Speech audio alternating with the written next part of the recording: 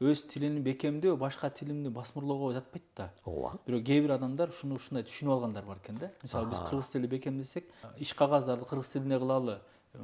Президентибиз азыр учурда айтпадыбы? Эч болбосо 50%-ын кыргыз тилине кылганга жетишели депчи.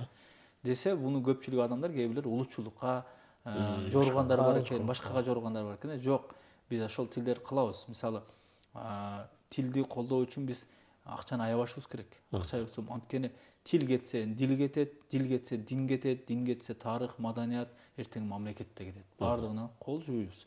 Ошон үчүн тил биринчи ошол баардык нерсени, баалуулуктарды ташып жүргөн бир транспорт сымал да булчу. Транспортуң жок болсо, канча сен жүгүң болсо да алыска бара албайсың. Демек биз ошо тилге көңүл бурушубуз керек.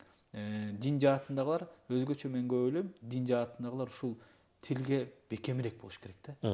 Биздин азыр өзүбүздүн мусулман бир туугандар, динде бекем карманып, динди түшүнгөн адамдар өзү тилге күйүш керек. Анан эгерде динге салым кошом десе, тилге салым кошуш керек. Эң туура айтасыз. Тилге кылсак, ал динден да кайтат. Мисалы, мына биз тилибизди кыргыз болуп сактагандыгыбыз үчүн кылымдар бою динибиз дагы 10 кылымдан бери сакталып келатат.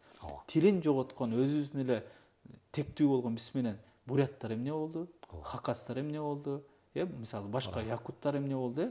Тил кетти, маданият кетти, тарых кетти, өзүн өзү таануу кетти, нарк насил, каада салт кетти, баары кетти. Эми ким калды? Аттары дагы жада калса өзгөрүп кетти. Иван, Петр болуп өзгөрдү дагы, өңү эле калды. Эскиден өңү эле калды. Бирок өң чечпейт экен. Өң ал эч нерсе. Тарыхый адамдар болгон экен деген нерсеге айланат. Андан башка ага аны сактап калган, аны ташып жүргөн, аны коргоп жүргөн эч нерсе калбай калат экен, тилин жоготуп.